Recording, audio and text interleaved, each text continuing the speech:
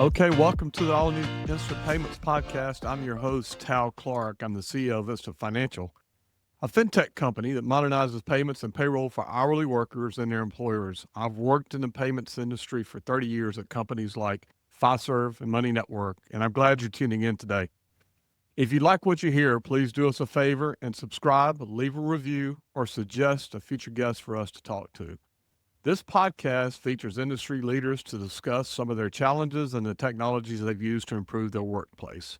Today's guest brings a wealth of experience, including finance, payroll, and technology operations across a portfolio of thriving restaurant brands. Joining me is Kevin Obold, Vice President of Finance for Ultra Steak, Inc., a long-established restaurant company that operates brands including Aspen Creek Grill, Aspen Tap House, and Slim Chickens, with more than 3,000 employees nationwide. Kevin began with Ultra Steak back in 2014 as a staff accountant and worked his way up through controller and leadership roles before becoming VP of Finance. He's played a big part in Ultra Steak's transformation from modernizing payroll and IT to leading automation initiatives that reduce administrative hours and support managers in the field. Kevin, welcome to the podcast. Where are you joining us from today? Yeah, thanks for having me, Tal. I'm here in Fishers, Indiana. It's a suburb of Indianapolis, and it's where our companies are headquartered. All right, super. I see the Indianapolis Colts helmet in the background. So I guess you're a Colts fan, and what are you expecting out of them this year? Yeah, Colts fan through and through, born and raised. It's going to be a rough year, but there's always hope. Weak division, so we'll see how it goes. Yeah, that sounds good. Well, I'm a Saints fan, so we're kind of counting on the same weak division. So Anthony Richardson was not the guy. Not the answer, apparently. So I got to start over again. Good deal. Well, it's Labor Day weekend, so we'll be looking forward to some of that. So I read a little bit of your background there, but why don't you just tell us in your words a little bit about your journey in the restaurant space and Ultra Steak specifically, and we'll kind of start there. Yeah, so Ultra Steak's been around for over 40 years, managing different brands and restaurants all across the country. We started with Sizzlers in the 80s and then started converting those over to Texas Roadhouses in the 90s. We were one of the first franchisees of Texas Roadhouse. I think we had store number 12 that we partnered with Kent Taylor on. We actually grew Texas Roadhouse brand in our space to be the largest franchisee of Texas Roadhouse. And we operated those for over 25 years. And then in the 2010s, we started getting in the quick service space with Little Caesars. It's a little bit out of our wheelhouse, but we wanted to kind of diversify and explore different segments. And then about 10 years ago, we operated our own concept, which was Aspen Creek Grill and Aspen Tap House. And then just recently, 2 years ago, I was a franchisee of Slim Chickens. So a lot of different brands, a lot of different decades. We operate in several states: Indiana, Kentucky, Ohio, Illinois, and California. So we're kind of all different regions as well. I like to explain steak as kind of a legacy company that's acting like a startup. We have so many decades worth of knowledge and wisdom and experience, and they bring all that to the table. But we're also in high growth mode, owning our own concept and kind of coming out of that franchisee type role. So it's a really exciting place to work every day. Yeah, it sounds like it, and some really cool brands for sure. And everybody's aware of the Texas Roadhouse. A few years they've been killing it. But let's go ahead and just touch on that real quick. You guys are really focused now on Aspen Creek Grill and some of your other brands. Talk to us a little bit about I know there was a transaction. You guys sold Texas Roadhouse back to Texas Roadhouse, and I think from what I'm hearing, that worked out really good for both of you guys. Tell us a little bit about that. Yeah, well, just being a partner with Texas Roadhouse for so many years, they knew us, we knew them. It was a very easy kind of transition and transaction. We're able to kind of use a lot of the casual dining space knowledge to get the deal done pretty quick. And now it kind of sets us up for growth mode internally, and all those lessons learned, applying it directly to a casual dining brand that we own. And it's a little bit of a hard transition because you have so much support. And I think Texas Roadhouse Corporate in Louisville is best in class at doing it. But when you have to kind of manage your own recipes, your own systems, your own people, your own training for new store openings, construction, it's kind of all the in-house knowledge has to be elevated. So it's been a big challenge, but it's one that we look forward to, and hopefully the reward pays off. Super. That's super. Well, look, I know that You guys are growing Aspen Creek Grill and Slim Chickens as well. Let's talk a little bit about that because I think it's really interesting. I'm sure you guys are using some of the knowledge that you've gained over the years and working with Texas Roadhouse. Talk to us a little bit about Aspen Creek Grill. What is it about that restaurant concept that makes it unique, and what are you guys seeing there relative to the rest of the space? Because I don't think it's been a challenging year for many restaurant Mhm. concepts and brands, or challenging last couple of years. I was just at Prosper Forum this week, and there are a lot of conversations about that, about the things that have been occurring and what we anticipate going forward in the restaurant space. You sit in the middle of it as VP of Finance, so I'd love your take on, I guess, broadly the market. Let's do that, and then we'll come back to Aspen Creek Grill. But just your take and view on what we're seeing as far as challenges in the restaurant space and your guys' strategy in managing through those right now. Yeah, an obvious challenge is just construction costs, trying to find new sites, just working with architects to kind of how are we going to cut square footage or space out of the restaurant that's highly critical that we need to operate. It's really hard to develop when you're in growth mode like this to find the right deal that pencils out. Then we also kind of have just normal challenges that the restaurants industry's always had, but it's just particularly heightened right now. Talk about food cost. I mean, that I can't remember a time when food cost and dollars coming in the back door with suppliers just changes week to week. It's really critical to have contracts set up, good relationships with your vendors, rebate programs, doing anything you can to control it because we can't really control the herd sizes or bird flu that comes through the system. So it just trying to be able to be nimble and move quickly and react to those things and have systems in place to recognize those trends are really important. And then I think pricing is another big one. If you look at any kind of industry trend, you'll see that traffic is slowly declining and prices are slowly Yeah. going up. And I read a study, I think, that it looked at different segments of the restaurant industry before COVID to 2025. Casual dining was the highest increased check average at 38%. Fast casual was second at 35%. And compared to us, we're in the low 20s. So we're taking a strategy of kind of, again, those learnings of Texas Roadhouse in the 90s and early 2000s of when you hit kind of this recessionary traffic decline kind of area, what we go after is value proposition to our guests and gaining market share. And how you do that is you grow your traffic counts. So we're working really hard to make sure that traffic counts is more important than kind of raising your check averages because that's going to steal market share over time. And when we come out of this or get into a better situation, maybe less inflationary, we'll come out better ahead and our customers will trust us more. They come in to eat on a regular basis. We're not going to raise prices as quickly on them, but we do have to be strategic and make sure we watch our margins. Yeah.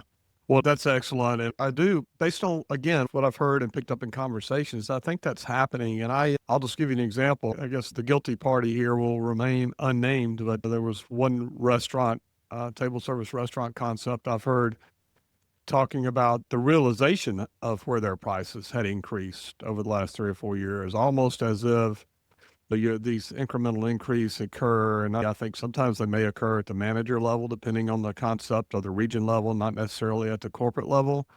Um, and they woke up in the recent past, and their traffic had gone down, and they're looking, and it's like almost a surprise that their menu prices in total had grown like 50% over the last 3 or 4 years. And then I Mhm. think the contrast to that, I think in a positive sense, is you look at a Texas Roadhouse that's gotten a lot of notice recently by the market and the consumer, I think, in that I don't think, have increased their prices. And so doing what I think you laid out, it sounds like a strategy that you guys are following as well with Aspen Creek Grill and others. Does that sort of resonate with you that we've got, and that is generating loyalty and traffic, I think, for those that haven't raised their prices. And I think the ones that maybe have, the ones that are suffering a little bit right now, trying to figure it out. Is that true in your mind? Yeah. I mean, Okay. Ultrastick, at least being around for 40 years, we're in it for the long haul and the Yeah. long game. So taking short term wins with raising your prices will look good. It'll help your margins. It might help your sales for a little bit, but it's just going to deteriorate so fast. And like you said, we can learn lessons from our peers of maybe what not to do and just keep doing what we know is our bread and butter that's worked for us, tried and true.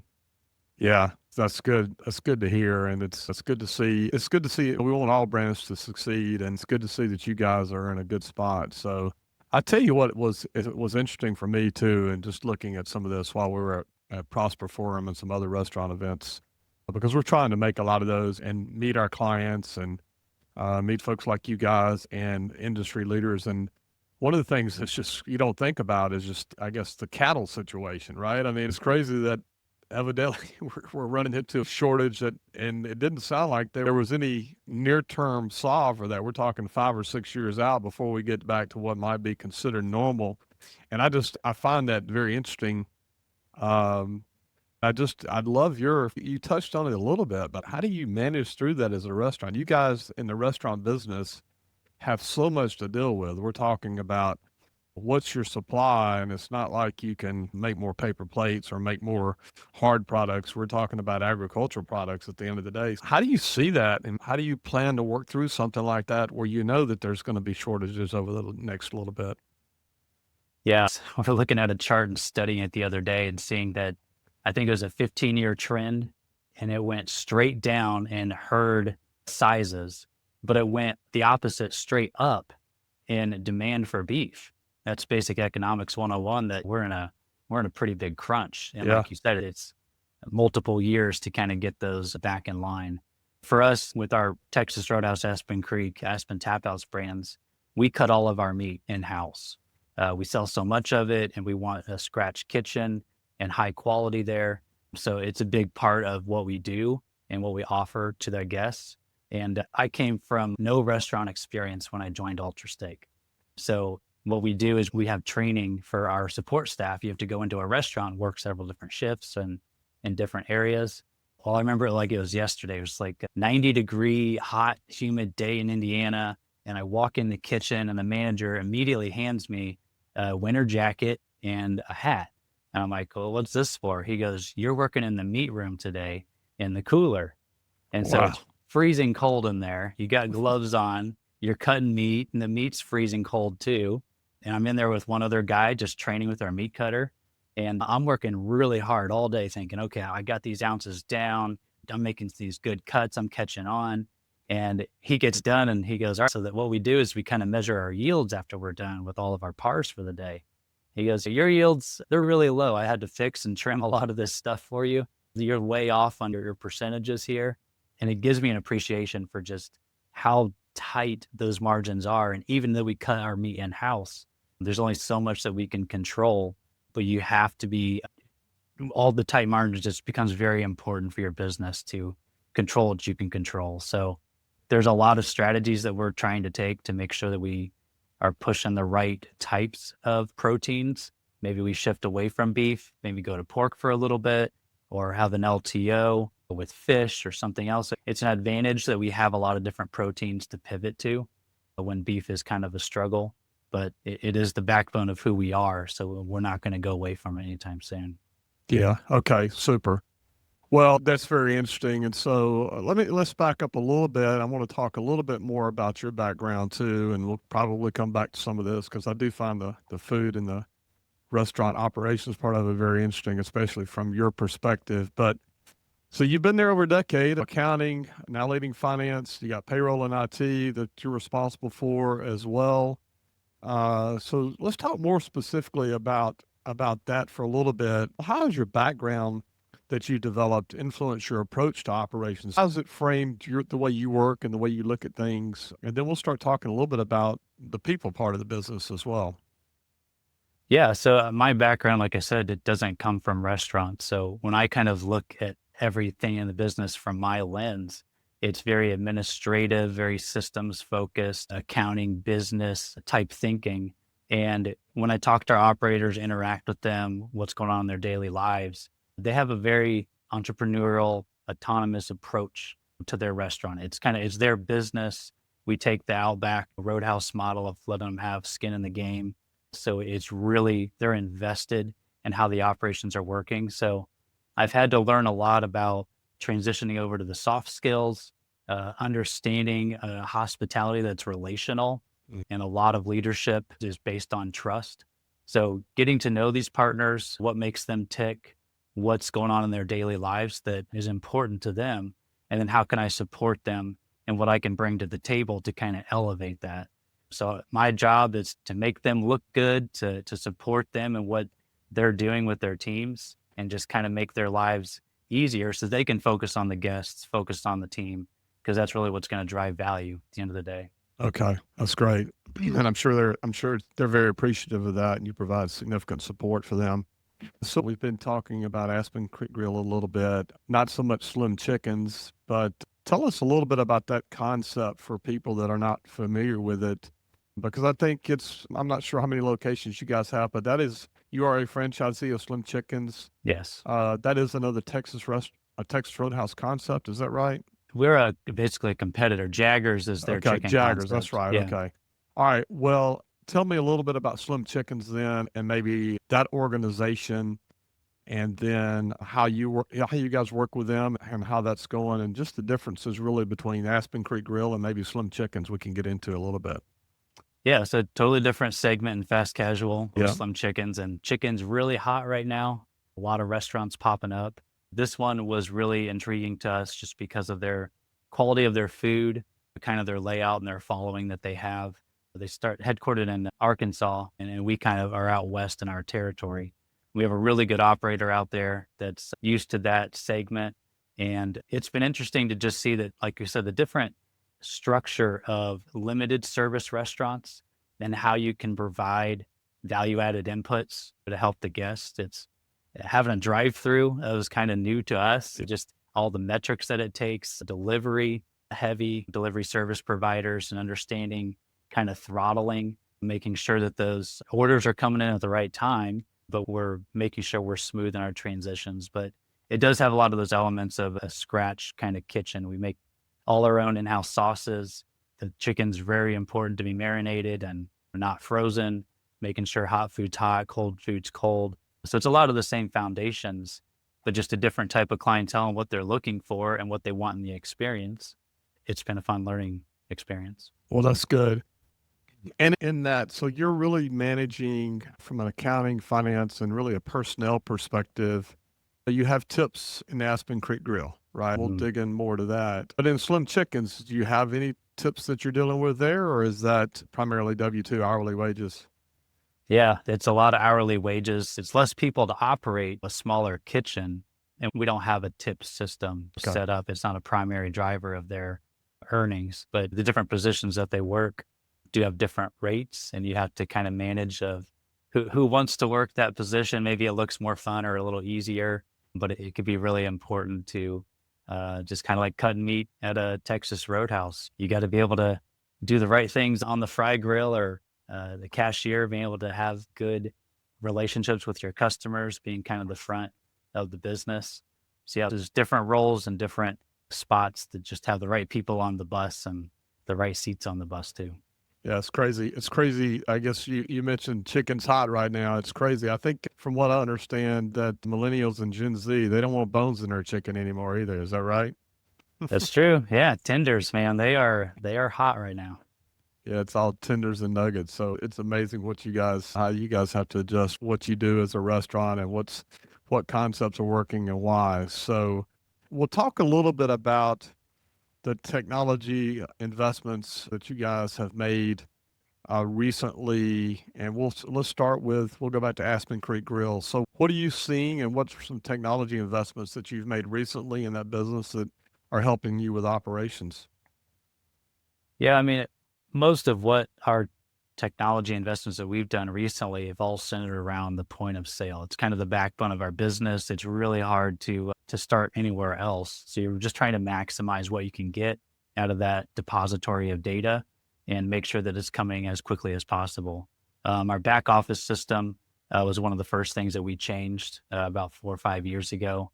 We moved to Restaurant 365, and 65% of your cost of food and labor or prime costs are coming through the back office system. So understanding COGS and labor, having it integrated to the point of sale, getting real time data that's drillable for our operators. You can look at it on mobile phone, even when you're on the go. That was all really important to us. We even looked at our HRIS to see if we could get the hiring and onboarding process sped up and more integrated. So we found out we can get a candidate that you are ready to hire and ready to click the button to fully onboard them. They can be through the system, fully compliant in the POS within 7.5 minutes. Oh, wow. So they're ready to train and start clocking in. So there's not much time you have to burn after you've hired them and gone through all their paperwork in the back office to say, okay, let's start your training, and you're fully in there, all the data points. So having that true system of record, but it can flow down to all of our, even down to our scheduling system within a matter of a couple of minutes, it really makes us be able to quickly move. Another big one was pay the table solutions. I know COVID kind of really blew this up. Darden was doing it beforehand, kind of as one of the big boys that was testing it out, but it really has increased our table turn times, just not having to wait on the server to drop a check and kind of waiting on that time that's there. There's a lot less cash handling because we're almost incentivizing guests to pay by credit card or just tap it on the device and go about your day. It did help with tips because it made tips higher. We'd always heard that when you go to pay to table solution, it'll happen, but man, we just did not expect the basis point increases that we saw after rolling it out. And obviously our front of house staff was very happy to use it. It was easy sell to tell them, hey, we're going to switch to this device. And they say, why? We say, you're going to get a couple more % on your tips every night. Yeah. And then at Roadhouse, we did try to strategically add in that gaming element to the pay at table device to kind of offset the cost. I was surprised by how many people actually used the gaming function, and then we just charge that automatically to the check. But it really almost made it free to roll it out with the device and software platform fees because we could offset it with the gaming revenue. Well, that's great. And I think that's a great place for us to pause here, Kevin. This has been a fantastic start, and we'll pick this up as we go forward with part 2 in a little bit, where we'll dive deeper into how UltraStake is embracing automation. More about what we're talking about now. We'll talk about streamlining processes and planning for the future of restaurant finance and payroll as well, and how you're managing that going forward. So to our listeners, you can learn more about UltraStake and their restaurant brands at ultrastake.com. And don't forget to join us for part 2 of this episode on the Instant Payments Podcast.